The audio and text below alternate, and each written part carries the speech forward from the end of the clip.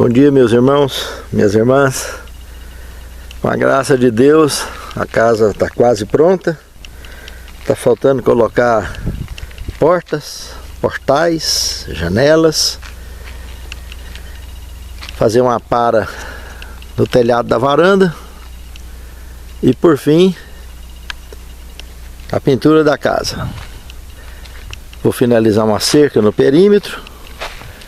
Aqui está a estrutura de fechar o galpão. Aqui o galpão, aonde para guardar a máquina, a carretinha.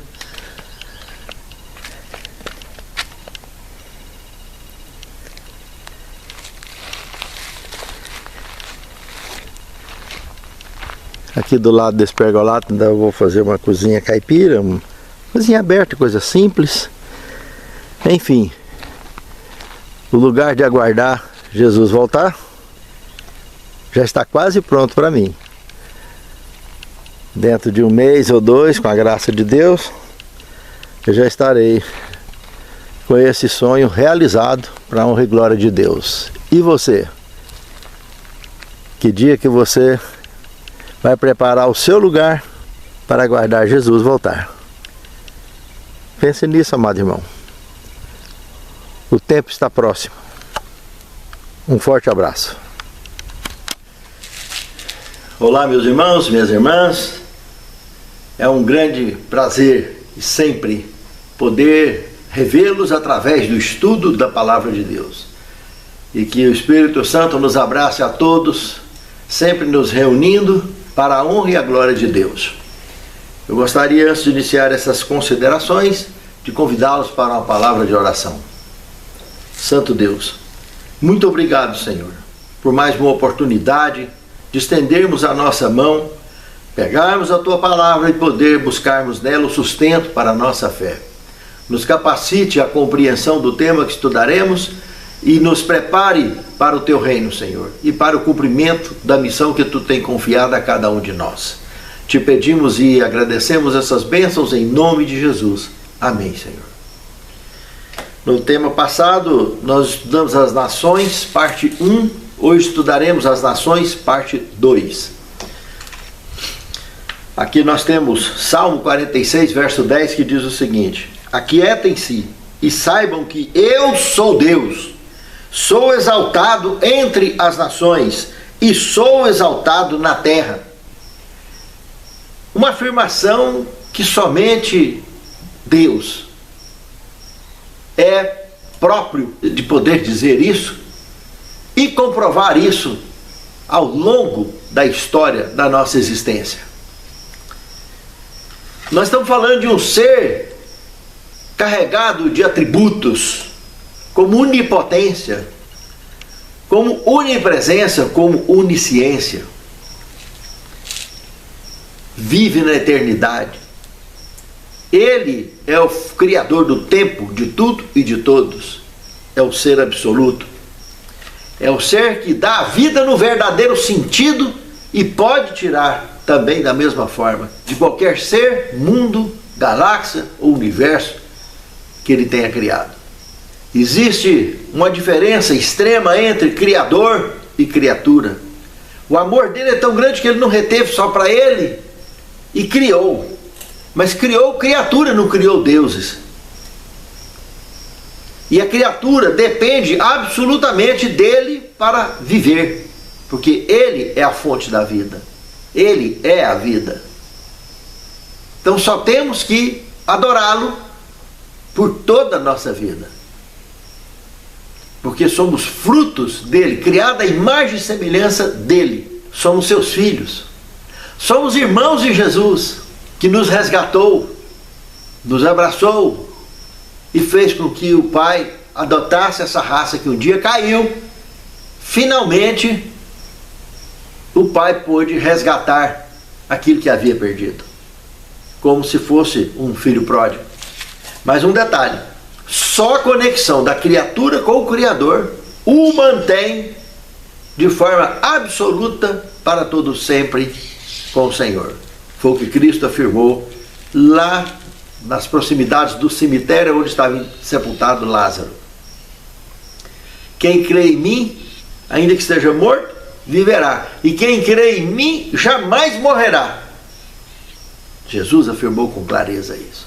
Ele trata aí então da morte no verdadeiro sentido. E trata da vida no verdadeiro sentido, absoluto, eterno. Assim como é o próprio Deus. Essa exaltação que Deus comenta aqui no Salmo, do lado oposto dela, que é trevas, sempre será humilhado por essa exaltação. E um dia vai ser banido para sempre, porque não haverá mais trevas, não haverá mais pranto, nem dor, não haverá mais morte. Jamais uma criatura conectada com Deus será humilhada pela exaltação divina. Mas o que não está conectado com Deus está desperdiçando a oportunidade oferecida do único ser capaz de dar e manter a nossa vida. Pense nisso, amado irmão. Pense nisso, amado irmão. No segundo tema, o primeiro mandamento. Todos conhecem o decálogo. O primeiro, não terás outros deuses diante de mim. Quando nós estudamos Gênesis capítulo 2, verso 9 ao verso 17, nós vemos ali Deus, após a criação, comenta com o casal que de toda árvore do jardim comerás livremente, mas desta, a árvore do conhecimento do bem e do mal, nesta não tocareis, porque no dia em que dela comerdes, certamente morrerás. Ou seja, estará fazendo uma divisão automática com Deus, estará virando as costas para a vida, porque Ele é a fonte da vida. Para que Ele nos visitasse aqui, Ele deixou algo dele, para que Ele pudesse participar junto conosco numa alimentação. Deus deixou uma planta, uma árvore, que dá fruto para um ser divino comer, e não para uma criatura, coisa que é dele, especificamente dele. Entende? E jamais um ser humano deveria tocar naquilo, porque é dele. Ele deu tudo, falou de toda a árvore do jardim comerás livremente, mas essa aqui é minha. Entende, irmãos? Então, irmãos, isso é algo muito sério. Quando a serpente, no capítulo 3 de Gênesis, convence Eva a tocar, ela a convenceu estimulando nela a intenção dela ser deusa. Não, vai morrer não, foi isso que Deus falou, não, vai morrer não. Você vai ver como Deus, você vai ser como Deus. Você não está vendo? É a própria serpente ali, na própria árvore, imagine o impacto que teve sobre isso, a força que foi dada para esse cenário todo, porque Deus disse que certamente morreria. A serpente estava ali, vivia conversando com ela. Entende, irmãos? O quanto foi forte o impacto, e a vontade que ela já vinha acariciando de um fruto, quem sabe, muito belo, muito especial, para ser de Deus. Tem algo muito especial, muito em beleza e tudo mais, em beleza, em cheiro, em todo tipo de atrativo, de coisa perfeita que se pudesse imaginar, estava ali naquele fruto. De tudo que Deus fez, algo que Ele fez para Ele. Pensa, irmãos, que impacto.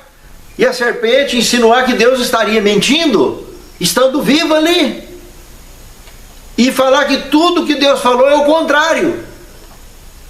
Ela não suportou, tomou, comeu, levou, e o Adão nem discutiu, nem conversou nada, pegou e comeu também. Foi um efeito em cadeia. E todos conhecem o resultado. A maldição abraçou os três membros, a serpente e o casal. Mas o que levou eles a consumir do fruto? Já parou para prestar atenção? Monismo. A crença de que somos deuses em nós mesmos, que nós temos capacidade de nos tornar Deus, somos Deus em nós mesmos. O que levou o casal a essa consciência? O fato de desobedecer a ordem de Deus, de duvidar de Deus. Já parou para pensar que quando nós pecamos voluntariamente, Nós estamos repetindo essa mesma história? Essa história que o Calvário não foi ainda suficiente, pelo visto, para me convencer a mim e a você do amor de Deus? Que Ele quer nos recuperar e não nos consumir? Que Ele quer nos exaltar e não nos humilhar? Entende, irmãos?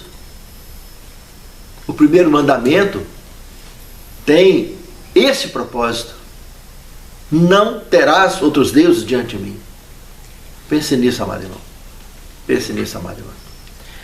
No terceiro tema, Daniel capítulo 2. O capítulo 2 de Daniel é um sonho que o rei Nabucodonosor teve. E nesse sonho, ele sonhou seguramente no horário de sono profundo, que é no máximo 1h30, que cada ser humano tem por noite. E tudo que a gente sonha dentro do horário de sono profundo, a gente não lembra, esquece. Para lembrar, só se tiver um choque durante o dia, alguma coisa relacionada com o sonho, que nos faz lembrar. Do contrário, passa batido. O que sonhamos fora do horário de sono profundo, sempre lembramos. E esse foi o caso de Nabucodonosor. Um sonho no horário de sono profundo e esqueceu o sonho. Chamou os encantadores, os magos, aquele furdunço lá no palácio, chamou Arioque, o capitão da guarda, e pôs ele para andar atrás de quem pudesse interpretar.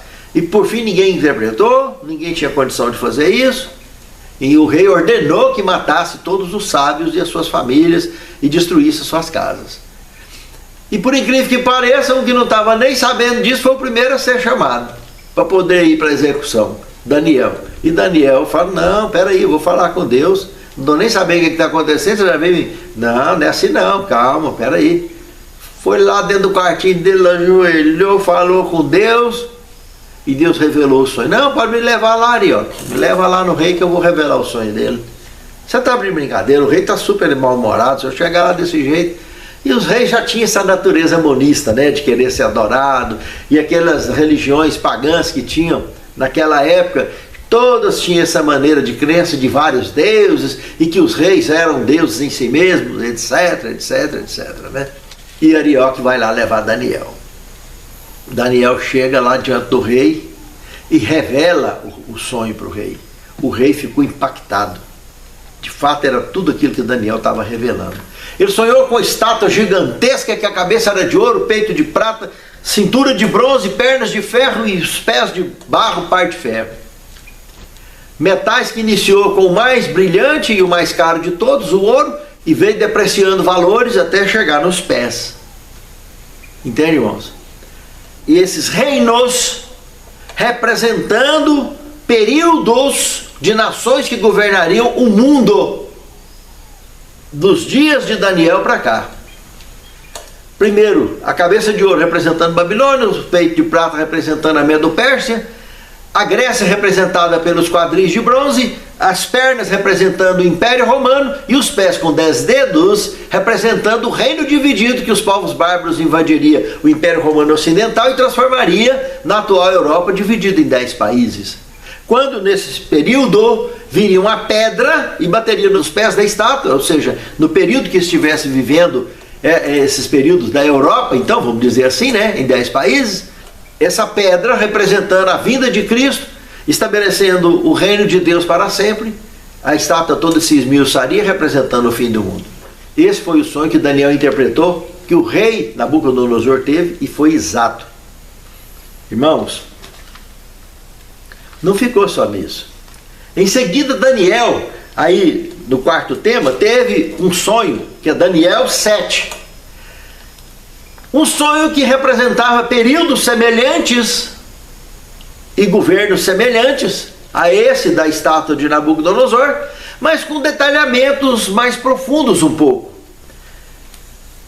Ao invés de ver uma estátua, Daniel no seu sonho viu animais, que segundo a interpretação bíblica, animais em profecia são formas de governo. E aí aparece então o primeiro deles, o leão, representando Babilônia, o urso representando a Medo-Pérsia, mas com 3 costelas na sua boca. O urso tinha Lídia, Síria e Egito, as 3 principais potências, conquistadas pela Medo-Pérsia, que deu sustentação e apoio para que ela pudesse, inclusive, vencer a Babilônia e dominar a Babilônia. Depois, um leopardo de 4 cabeças e 4 asas, representando a Grécia, com Alexandre o Grande e os seus 4 generais que dividiram o reino entre eles após a morte de Alexandre o Grande: Lisímaco, Cassandro, Silueco e Ptolomeu. E por fim, aparece um animal esquisitão, representando o Império Romano, mas com um detalhe interessante também. Ele tinha 10 chifres na cabeça, com uma estátua que tinha 10 dedos nos pés. Entende, irmãos? E quando Daniel estava olhando, 3 desses chifres do animal esquisitão caíram. E no lugar desses 3 chifres, nasceu uma ponta pequena, que falava blasfêmias o tempo todo. Curioso, irmãos, que entre o ano 535 e o ano 533, Érunos, Vândalos e Ostrogodos foram 3 dos 10 povos bárbaros que resistiam à união entre Estado e Igreja, que o imperador Justiniano, na época, havia proposto, inclusive cedeu a cidade de Roma para o Papa na época. Coisa incrível, né, irmãos? Esses detalhes. E esses 3 povos caíram até 538, onde iniciou a campanha de 1260 anos de perseguição contra aqueles que protestaram aquilo que aqui nessa visão do capítulo 7 de Daniel, no verso 25, ele comenta que aconteceria. Ele comenta lá: e cuidarão em mudar os tempos, calendário e a lei de Deus.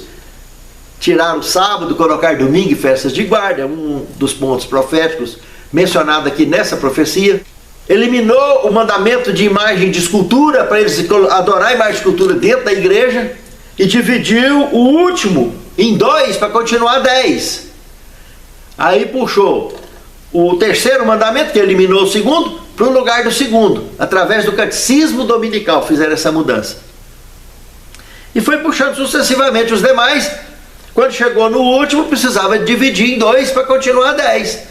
Por isso que colocaram no catecismo dominical o 9º mandamento: não cobiçar a mulher do próximo. E 10º mandamento: não cobiçar as coisas alheias, que é a mesma coisa.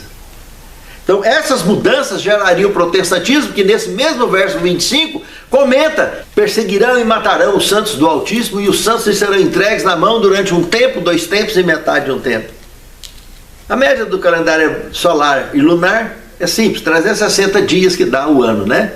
Então, um tempo, um ano de 360, 2 tempos o dobro, 720, e meio tempo, 180. Somando os 3 dá 1260. Lá em Apocalipse, capítulo 12, verso 6, fala de 1260 dias, que a mulher, a igreja, estaria fora da vista da serpente, protegida num deserto, o deserto apocalíptico, que seria os Estados Unidos da América, as Américas que foram descobertas durante esse período de perseguição.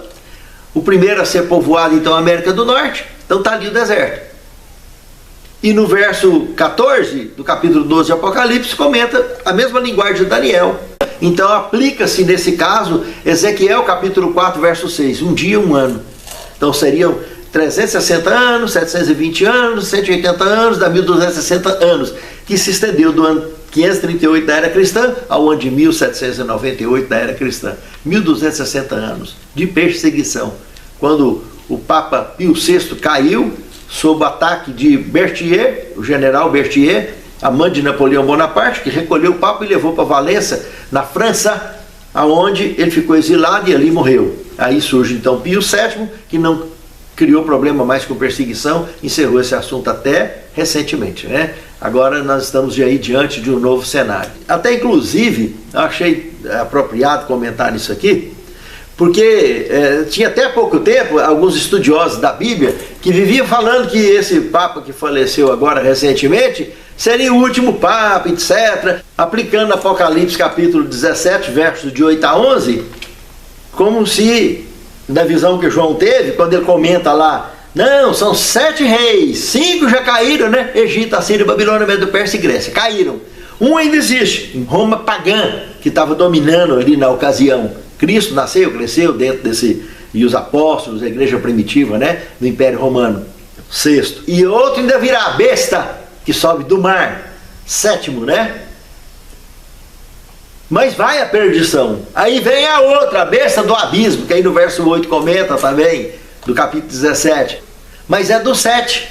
Entende, irmãos? Por quê? Porque o 7º não é besta. Então, ele está falando da 8ª, que seria a França, que surgiria do abismo, mas ainda teria até a 9ª, que ele poderia até ter comentado, que é a que sobe da terra, Apocalipse 3, verso 11, mas tanto a do mar, quanto a do abismo, quanto a da terra, tudo é uma coisa só, união de Estado e Igreja, tudo é uma besteira só, do ponto de vista bíblico, entende, irmãos? Aí alguns estudiosos usavam esse texto aqui de Apocalipse 17, de 8 a 11, para atribuir aqui esse Papa que faleceu, ele seria o último deles para assinalar a grande crise. Nada a ver, esse texto nunca serviu de base para sustentar pessoas, mas são reinos, tanto que João deixou claro, 5 caiu antes dele, 1 ainda existe, é tão claro e as pessoas gostam de ficar inventando moda, né? Querer interpretar a Bíblia do jeito que acham que está certo. É um biblismo fora do sentido correto e orientado por Deus. Não respeita a palavra do jeito que ela foi escrita. Se respeitasse, estava mais preparado e estava preparando de fato a ocasião para entender o que está acontecendo e tomar as devidas providências para isso. Pense nisso, amado irmão. Pense nisso, amado irmão. Daniel 7, então, dá esses detalhes. Além de acrescentar detalhe do juízo investigativo ali, como nós vimos no verso 10 do capítulo 7 de Daniel, que se iniciaria logo depois, então, do fechamento dos 2.300 anos de Daniel, capítulo 8, verso 14. Então aí no capítulo 7 dá detalhes sobre isso. Então Daniel 7 é um detalhamento muito minucioso de uma profecia que o Nabucodonosor já teve, e agora Daniel teve, com riquezas de detalhes incríveis. No 5º tema, entre a terra e o mar. Irmãos, aqui Apocalipse capítulo 12 e capítulo 13, nós temos uma série de posicionamentos, como o profeta João viu, Apocalipse 3, verso 1, a besta surgindo do mar, né? Governo mundial. Vimos também uma besta surgir da terra, também governo mundial.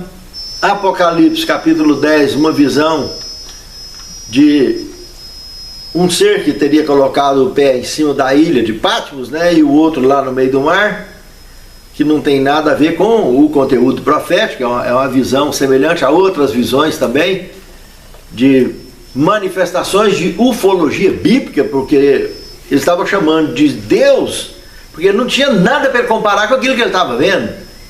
Então, alguém lá em cima, lá Ezequiel teve uma visão parecida com essa. Ezequiel capítulo 1, capítulo 10, teve uma visão bem parecida com essa, assim.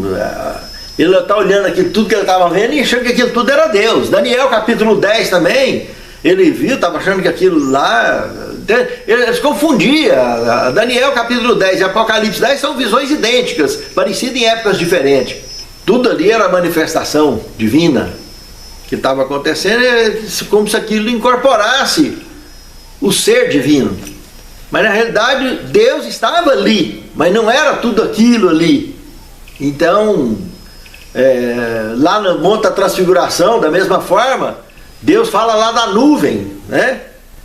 E depois vem e recolhe Elias e Moisés e chama a atenção de Pedro. Olha, Pedro, olha, ouvia meu filho que está aí, é ele que vocês têm que ouvir. Quando Pedro queria fazer uma tenda ali para os 3 ficarem ali. Então, mas não vamos entrar em detalhe aqui nesse assunto hoje, que não cabe, o tema já é longo.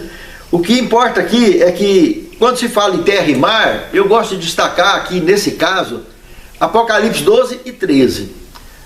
No Apocalipse capítulo 12, lá do verso 15 ao verso 18, das Bíblias que tem 18, né? Porque aqui não tem 18, junto o capítulo 13, verso 1, que o que teria que estar escrito no verso 18, ali no capítulo 13, verso 1, mas tudo está falando a mesma coisa. A maioria das Bíblias tem só 17 versículos no capítulo 12 de Apocalipse, de menos importância. Mas tem nada a ver, não atrapalha em nada na compreensão do tema profético. Irmãos, no capítulo 12, então, no verso 15, que está falando que a serpente lançando água da sua boca como um rio. Apocalipse capítulo 17, verso 15, diz que águas em profecia são povos, multidões de línguas. Então, quando a serpente lança água da sua boca para tentar arrebatar a mulher que estava indo ao deserto, está dizendo nada mais, nada menos do que ela lançaria povos lá no meio dela para contaminar, para que pudesse surgir o que no verso 16 em diante, conectado com o capítulo 13, verso 11, daria. O que está dizendo lá? Que a terra ajudou a mulher, abriu a boca e tragou o rio da sua serpente. Semente lançada então dentro da terra, né? Que lá em Apocalipse 13, verso 11, vi subir da terra outra besta, que tinha 2 chifres semelhantes ao de um cordeiro, mas falaria como dragão, não é como leão não, irmãos.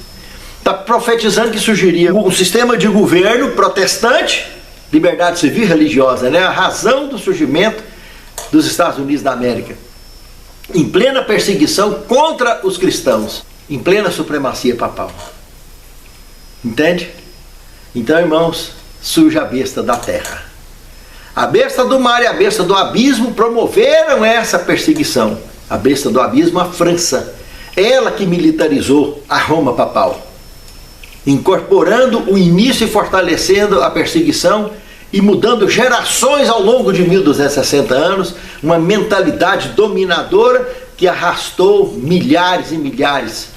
Creio eu que as 2 guerras que nós tivemos no século XIX e no século XX não matou tanta gente quanto matou durante 1260 anos de extermínio, perseguição contra aqueles que protestaram, profetizado em Daniel 7:25, né? Cuidarão em mudar os tempos e a lei de Deus, geraria automaticamente o protestantismo, e os santos seriam perseguidos e mortos durante 1260 anos de martírio. História escrita com sangue. Então, entre terra e mar, podemos ver aí um dos vários exemplos bíblicos relacionados com o gênero. No 6º tema, nós temos profetize de novo.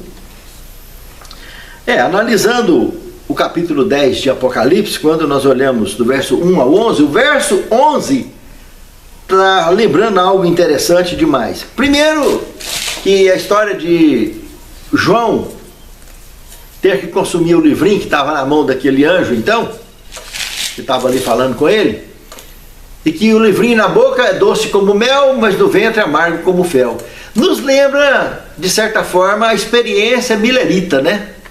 O vovozinho dos remanescentes, daqueles que tem guardam os mandamentos de Deus e tem o testemunho de Jesus, mencionado também no capítulo 12 de Apocalipse, verso 17, os quais seriam representados também por Apocalipse 14, de 6 a 12, que estariam pregando 3 mensagens angélicas, que são muito peculiares dos dias em que estamos vivendo.